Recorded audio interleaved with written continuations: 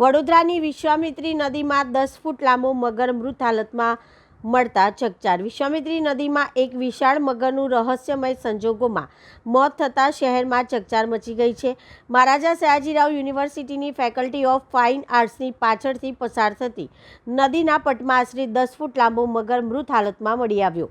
માહિતી મુજબ fine arts ફેકલ્ટીના પાછળના ભાગે વહેતી વિશ્વામિત્રી નદીના કિનારે એક વિશાળ મહાકાય મગર શંકાસ્પદ હાલતમાં સ્થિર પડેલો જોવા મળ્યો હતો. મગર મૃત્યુ પામ્યો હોવાનું જાણ થતાં આસપાસના લોકો મોટી સંખ્યામાં ઘટના સ્થળે એકત્રિત થઈ ગયા હતા. ઘટનાની જાણ થતાં જ વન વિભાગ તેમજ વડોદરા ફાયર બ્રિગેડની ટીમ તાત્કાલિક ઘટના સ્થળ પર પહોંચી હતી. મગરનો મૃતદેહ પાણીના ઊંડા અને મુશ્કેલ વિસ્તારમાં હોવાથી રેસ્ક્યુ કામગીરીમાં ભારે જહેમત ઉઠાવવી પડી હતી.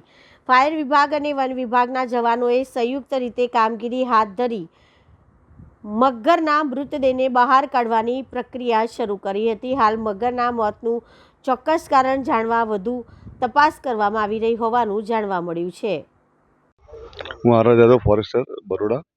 અમને મેસેજ મળેલો કે સાયન્સ ફેકલ્ટી વિશ્વામિત્રી નદીની બેક સાઈડમાં નદીમાં એક મૃત મગર હાલ જોવામાં આવેલ છે. તમે તેને ફાયર બ્રિગેડની ટીમ બોલાવીને રેસ્ક્યુ કરી રહ્યા છે.